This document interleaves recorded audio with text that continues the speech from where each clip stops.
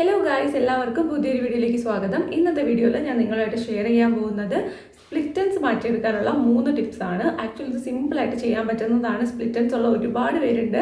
അപ്പോൾ മുടി നന്നായിട്ട് കെയർ ചെയ്യാത്തതുകൊണ്ടാണ് മെയിനായിട്ട് സ്പ്ലിറ്റൻസ് വരുന്നത്.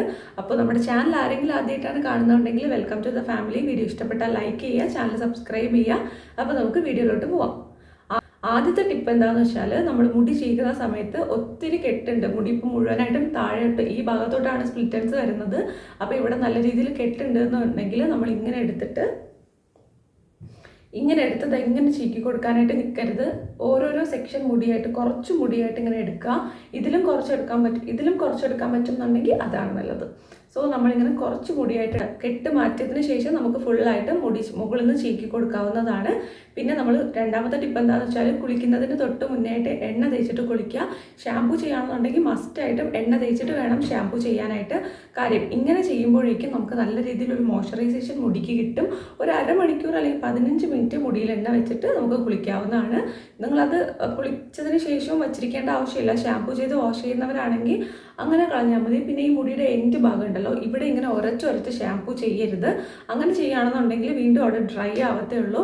കുറച്ച് മാത്രം ഷാമ്പു എടുത്ത് വെള്ളത്തിൽ കലക്കിയിട്ട് നമ്മളത് തലയിലോട്ട് ഒഴിച്ച് മസാജ് ചെയ്തിട്ട് വാഷ് ചെയ്യാവുന്നതാണ്. സ്കാൽപ്പിൽ വേണം ഷാമ്പു അപ്ലൈ ചെയ്യാനായിട്ട്. ഈ ഒരു എൻഡ് ഭാഗത്തോട്ട് ഷാമ്പു ഇങ്ങനെ ഉരച്ച് പതപ്പിച്ച് അങ്ങനെയൊന്നും ചെയ്ത് നിൽക്കേണ്ട ആവശ്യമില്ല കേട്ടോ.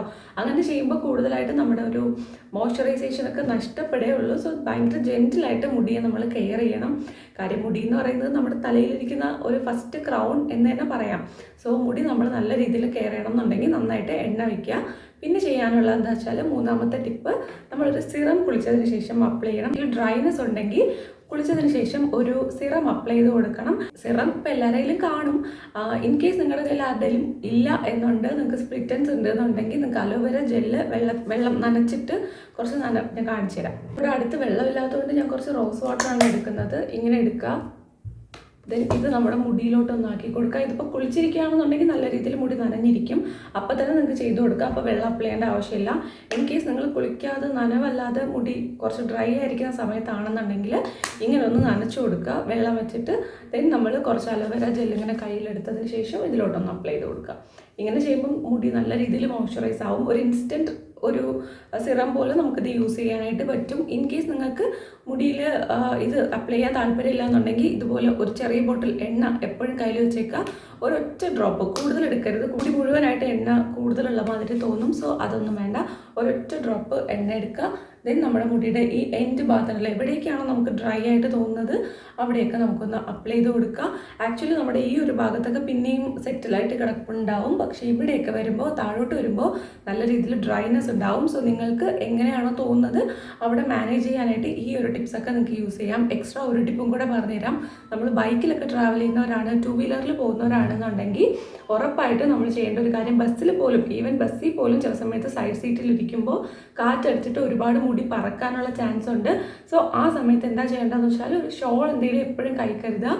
അത് വെച്ച് മുടി ഒന്ന് കവർ ചെയ്ത് വെച്ചേക്കുക. കാര്യം നമുക്ക് ആ ഒരു സമയത്ത് മുടി ഭയങ്കരമായിട്ട് പറന്ന് പോവുകയാണെങ്കിൽ കുഞ്ഞു ബേബി ഹെയർസ് ഉണ്ടല്ലോ, ഇവിടെ നിന്നൊക്കെ വളരുന്ന മുടി, ഇതൊക്കെ എല്ലാം കൂടെ കെട്ടാവാനുള്ള ചാൻസ് ഉണ്ട്. അപ്പോൾ നമ്മൾ വീട്ടിൽ വന്നിട്ട് ഇതൊന്ന് മാറ്റി നന്നായിട്ടാക്കുന്ന സമയത്ത്, ചീകുന്ന സമയത്ത് പൊട്ടിപ്പോകാനുള്ള ചാൻസ് ഒക്കെ ഉണ്ട് കേട്ടോ. അതുകൊണ്ട് നമ്മൾ പുറത്ത് പോകുന്ന സമയത്ത് ഒന്ന് ചെറിയൊരു സ്കാർഫൊക്കെ കിട്ടിയിട്ട്, അത്ര കാറ്റത്ത് പോകുന്നുണ്ടെങ്കിൽ ഒരു സ്കാർഫോ അല്ലെങ്കിൽ ഒരു ഷോളോ വെച്ച് മുടിയൊന്ന് കവർ ചെയ്ത് പോകുന്നത് നല്ലതാണ് കേട്ടോ. അപ്പോൾ നിങ്ങൾക്ക് ഈ ഒരു വീഡിയോ ഹെൽപ്ഫുൾ ആയിരിക്കും എന്ന് വിശ്വസിക്കുന്നു. എന്തെങ്കിലും വീഡിയോയിൽ ഡൗട്ട് ഉണ്ടെങ്കിൽ താഴെ കമൻറ്റ് ചെയ്താൽ മതി. എനിക്കറിയാവുന്നതാണെങ്കിൽ ഉറപ്പായിട്ട് ഞാൻ റിപ്ലൈ തരാം. ഈ വീഡിയോ റെക്കമെൻഡേഷൻസ് ഉണ്ടെങ്കിൽ താഴെ കമൻറ്റ് ചെയ്യുക. ഇനി വരുന്ന വീഡിയോസിൽ ഞാൻ അതും കൂടെ ഇൻക്ലൂഡ് ചെയ്യാനായിട്ട് ശ്രദ്ധിക്കാം. നേരെ വീഡിയോ കണ്ടിരുന്ന എല്ലാവർക്കും ഒരുപാട് നന്ദി. ഇഷ്ടപ്പെട്ടിട്ടുണ്ടെങ്കിൽ ലൈക്ക് ചെയ്യുക, ചാനൽ സബ്സ്ക്രൈബ് ചെയ്യുക. നമുക്ക് അടുത്ത വീഡിയോയിൽ കാണാം. ബൈ.